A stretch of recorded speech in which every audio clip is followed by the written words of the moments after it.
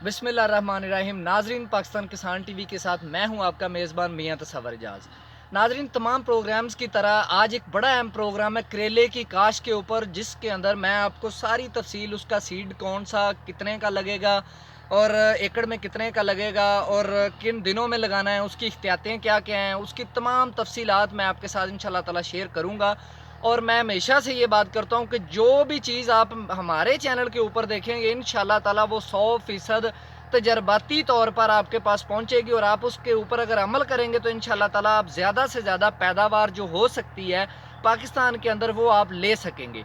तो इससे पहले हम शुरू करें कि इससे पहले कि आप जो है ना हमारे चैनल को अगर अगर आपने अभी तक सब्सक्राइब नहीं किया तो अभी हमारे चैनल को सब्सक्राइब करें, वीडियो को मुकम्मल देखें, लाइक और शेयर ज़रूर करें ताकि इससे दूसरे किसानों का जो है ना ज़्यादा से ज़्यादा फ़ायदा हो सके।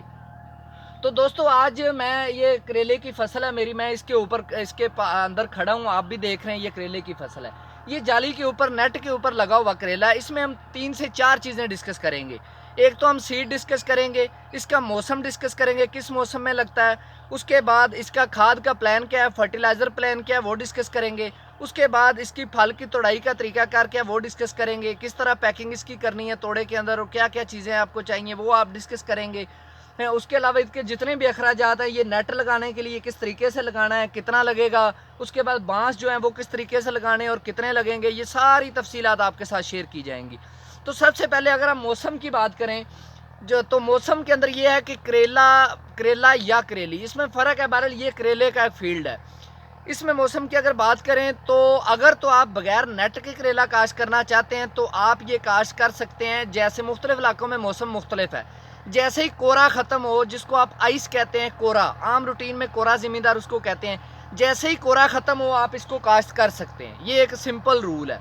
और कोरा आमतौर पर दिसंबर के स्टार्ट में या दिसंबर के मिड में ख़त्म हो जाता है। बाद औक़ात दिसंबर का पूरा माह भी चलता रहता है और जनवरी के शुरू तक या जनवरी के मिड तक भी कोरा जो है ना वो चलता रहता है। तो ये सूरत हाल सारी आपने देख के, जैसे ही कोरा ख़त्म हो, आपको लगे कि अब जो है ना कोरे का सीज़न ख़त्म हो गया, उसी वक्त आप जो है ना इसकी काश्त कर सकते हैं ओपन शेड के अंदर।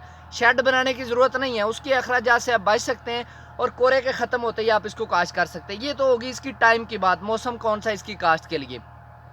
अब अगर हम सीड की बात करें तो सीड इसके अंदर कौन कौन से हैं। सीड इसके अंदर जो मशहूर सीड हैं पाकिस्तान के अंदर, एक स्केंटा सीड है। उसके बाद इसके अंदर चार्ल्स सीड है, जो ये फील्ड लगा हुआ है चार्ल्स। उसके बाद 034 सीड है। ये मुख्तलिफ कंपनियों के मुख्तलिफ सीड है। इसमें अभी तक जो मैंने अपने तजर्बे से चीज़ देखी है, इसमें चार्ल्स जो सीड है वो सबसे बेस्ट है। एक तो इसकी पैदावार भी बहुत ज़्यादा, तकरीबन हर चौथे, पाँचवें, छठे दिन ये जो है ना ये अच्छी पैदावार देता है। 1 एकड़ से तकरीबन 45, 42, 45, 50 जो है ना बैग, 30 से 35 केजी का एक बैग होता है, वो तकरीबन ये देता है 1 एकड़ से। तो इसलिए चार्ल्स बीज बेस्ट है। और उसमें दूसरी चीज़ बेस्ट ये भी है कि ये आम जो दूसरा करेला है उससे तकरीबन 100-150 रुपये एक बैग महंगा बिकता है, किसी भी मार्केट के अंदर आप ले जाएँ। तो सीड की बात होगी, सीड मेरे ख्याल के मुताबिक जो चार्ल्स सीड है वो बेस्ट सीड है। मौसम की भी बात होगी, सीड की भी बात होगी। अब इसको सीड को लगाना कैसे है। पहली तो बात, इसकी जो खेलियाँ हैं वो आपने 5 फुट के ऊपर, यानी कि 5 फुट के ऊपर एक ये लाइन जा रही है करेले की और उससे 5 फुट छोड़ के दूसरी ये लाइन जा रही है करेले की, यानी कि तकरीबन 4-4.5 फुट का बेड है सिर्फ इसका बना हुआ। और जो 1 फुट है वो एरिया कवर है खेली के अंदर। 5 से 5.5 फुट आपने इसकी जो है ना एक खेली से दूसरी खेली का फासला रखना है। ये होगी फासले। अब एक सीड से दूसरे सीड का फासला कितना रखना है।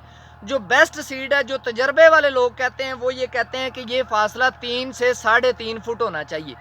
एक सीड से दूसरे सीड का फासला 3 से 3.5 फुट होना चाहिए। तो ये 3-3.5 फुट के ऊपर एक सीड, उसके बाद दूसरा, उसके बाद तीसरा, ये सीड लगे हुए हैं। उसके बाद थोड़ी सी एक चीज़ मैं उसमें भूल गया हूँ सीड के रेट के हवाले से। ये तकरीबन 1 एकड़ में 10 पैकेट लगते हैं। एक पैकेट 1800, 2000, 2200, 2400, इस रेंज में ये मुख्तलिफ, ये तीनों सीड इनका रेट यही है, यानी कि ये 20,000 का तकरीबन सीड लगता है। अखराजात हम सारे काउंट करेंगे। ये सीड की पहले बात कर लेते हैं, लगाने की, इसको लगाना किस तरीक़ाकार से है। तो मौसम की भी बात होगी, इसको लगाने की भी बात होगी, कितने फासले पे लगाना है। अब इसका नेट कब लगाना है, इसको नेट पे कब चढ़ाना है और बांस कितना लगेगा, ये सारी चीज़ें। ये जो नेट है, ये अगर आप इसको देखें तो ये नेट के अंदर तकरीबन ये 5 इंच वाला गैप है। 5 इंच इस तरफ, 5 इस तरफ और 5 इस तरफ, 5 इंच के गैप वाला ये नेट है। ये आप देखें, ये मेरा हाथ है, इसके 5 से 6 इंच के गैप वाला ये नेट है। ये आपने ख़रीदना है। ये तकरीबन एक नेट की जो जाली है ना 1 एकड़ की लंबाई की, ये तकरीबन आपको 350 साढ़े 300 की मिलेगी। और इसका टोटल 1 एकड़ का जो खर्चा है वो तकरीबन 12,000 है। उसके बाद अगर आप डोरी की तरफ आएँ, इस तरफ करें, अगर आप डोरी की तरफ आएँ तो ये डोरी बड़ी मजबूत है, ये लगाई जाती है। ये डोरी तकरीबन 10,000 की आपकी 1 एकड़ में लगेगी। और इसके एंड पे आपने जो है ना, ये बेहतर है कि ये हमने बांस लगाया हुआ है, लेकिन ये बेहतर है कि आप सरिया, लोहे के सरिये वगैरह गाड़ें, ताकि ये गल कर आंधी वगैरह में ये गिरे ना और आपका नेट ख़राब ना हो। अगर ये गिर गया तो इससे बहुत ज़्यादा नुकसान हो सकता है।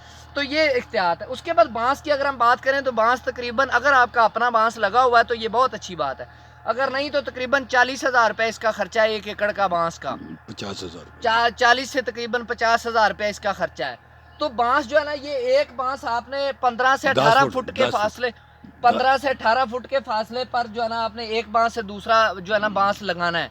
और उसके साथ ही जाली इस तरह पूरी फैला के जाली बांध देनी है, नीचे ज़मीन के साथ लगी, और ऊपर तकरीबन इसकी हाइट जो है ना 7 फुट है, तकरीबन 7 फुट ऊपर इसकी हाइट एडजस्ट करके लगा देनी है। और दोनों तरफ से जिस तरह एक खिंच लगी हुई होती है, दोनों तरफ से खिंचे लगा के आपने जो है ना ये सरिये लगा के इसको खींच के बांध देना है। और थोड़ा सा नेटवर्क इनका आपस में भी बना देना है बांसों का। जिस तरह ये तार लगी हुई आप देख रहे हैं, ये तार लगी हुई आप देख रहे हैं, ये तार से होता है ये कि असल में नेट आपस में मजबूत हो जाता है, जकड़ा जाता है। तो इसका फ़ायदा ये होता है कि आंधी वगैरह में नेट गिरता नहीं है। अब इसकी पेस्टिसाइड के वाले से इसका थोड़ा सा हम चीज़ें देख लेते हैं, उसके बाद फर्टिलाइज़र पे आएंगे। पेस्टिसाइड सॉरी, एक चीज़ और भी रहा कि नेट पे इसको कब चढ़ाना है। ये तकरीबन 1 फुट से 1.5 फुट जब पौधा हो जाए उस वक्त नेट लगा के आपने नेट के ऊपर चढ़ाना शुरू कर देना है। चढ़ाना कैसे है, मिसाल के तौर पर ये एक बेल है, इसको आपने इस तरह पकड़ना है, इस तरह धागे से निकाल के ऐसे इसको एक जो है ना इसको फेरा दे देना है।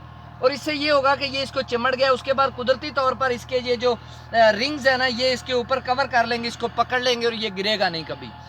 अब यानी कि 1 फुट से 1.5 फुट अगर इसकी हाइट हो जाए, पौधे की तकरीबन इतनी लंबाई हो जाए, तो इसको नेट पे चढ़ा देना है। अब गोडी कब तक करनी है, गोडी और दूसरी जो स्प्रे में जड़ी बूटी मार स्प्रे में है वो कब करनी है। गोडी उस वक्त तक आपने करनी है जब तक नेट के ऊपर इसको चढ़ा नहीं दिया जाता बेल को, उस वक्त तक इसकी गोडी इंतहाई ज़रूरी है। क्योंकि उस वक्त तक आप जड़ी बूटी मार स्प्रे नहीं कर सकते, क्योंकि बेलों के ऊपर पड़ेगी। और जब ये नेट के ऊपर चढ़ जाए उसके बाद आप जड़ी बूटी मार जो है ना स्प्रे कर सकते हैं। आप उसमें जो है ना ये जो मुर्क वगैरह इसको ख़त्म करने के लिए कर सकते हैं, डीला वगैरह इसको ख़त्म करने के लिए कर सकते हैं, यानी कि बेलों को बचा के आप जो है ना कोई भी स्प्रे कर सकते हैं। तो उसके बाद जो अगली चीज़ हमारे पास आती है फर्टिलाइज़र प्लान। इसको पानी जो है ना आम रूटीन जिस तरह मकई को आप लगाते हैं, इसको रेंज देनी है पौधे के मुड को। मिसाल के तौर पर ये एक पौधे का मुड है, इसको आपने रेंज देनी है, इसके ऊपर पानी ना चढ़े। पानी अगर यहाँ पे होगा तो इसको रेंज पौधे को मिल जाएगी। अगर आप इसको पानी ज़्यादा चढ़ा देंगे तो ये पौधे का सूखने का खदशा होता है। हर फसल की तरह इसको सिर्फ रेंज देते रहना एंड तक।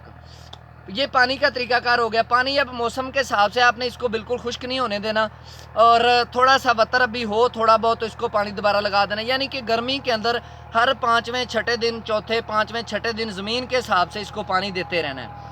अगर हम खादों की बात करें तो यूरिया इसके अंदर बिल्कुल इस्तेमाल नहीं करनी। जैसे ही पौधा अपना उगाव कर ले थोड़ी थोड़ी इसको जो है ना खाद शुरू कर देनी, इस्तेमाल करनी। अब खादें कौन सी ज़्यादातर इस्तेमाल करनी है, फास्फोरस वाली खाद DAP हो या नाइट्रोफास हो, वो लाजमी इस्तेमाल करनी है। हर पानी के ऊपर अगर आप ना इस्तेमाल करें, अगर हर पानी पे इस्तेमाल करें तो आधा बैग, और अगर एक पानी छोड़ के एक पे इस्तेमाल करें तो पूरा बैग 1 एकड़ को जो है ना आपने फास्फोरस का देना है, नाइट्रोफास का या DAP का। और उसके स्कैन गुआरा भी आप यूज़ कर सकते हैं। एक बैग जो है ना वो हर पानी पे नहीं, एक आध बैग आप यूज़ कर सकते हैं दरमियान में।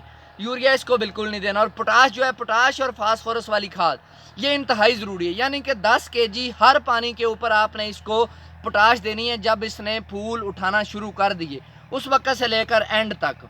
अब अगर हम इसकी पैदावार की बात करें, पैदावार क्या है, इसका ख़र्चा तो मैंने आपको बता दिया तकरीबन 1 लाख के करीब है। और इसका मुनाफा कितना है पैदावार की अगर हम बात करें, ये तकरीबन 5वें से 6ठे दिन 1 एकड़ जो है, 5वें से 6ठे दिन 1 एकड़ तकरीबन 40, 42, 45, 50 बैग, 50 तोड़े तक जो है ना 1 एकड़ दे देता है। जो मौजूदा मार्केट के मुताबिक एक बैग जो है वो 1000, 1100, 1200 रुपये का सेल हो रहा है।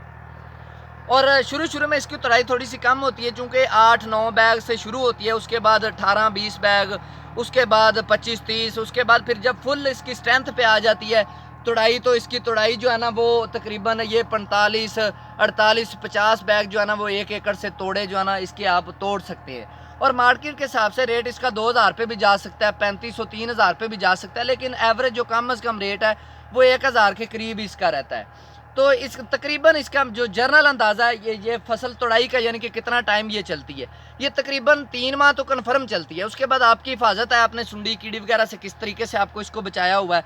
ये 4 माह तक भी फसल जा सकती है, तोड़ाई दे सकती है, हर 5वें से 6ठे दिन ये तोड़ाई देती है।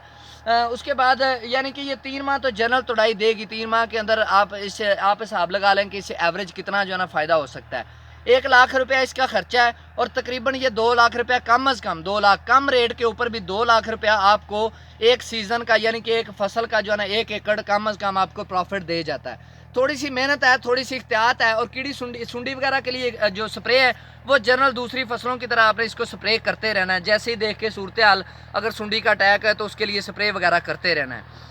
तो दोस्तों ये वीडियो अगर आपने अभी तक चैनल हमारा सब्सक्राइब नहीं किया, हमारे चैनल को सब्सक्राइब करें, वीडियो को मुकम्मल देखें, वीडियो को लाइक और शेयर ज़रूर करें ताकि दूसरे किसान भी इससे फ़ायदा हासिल कर सकें।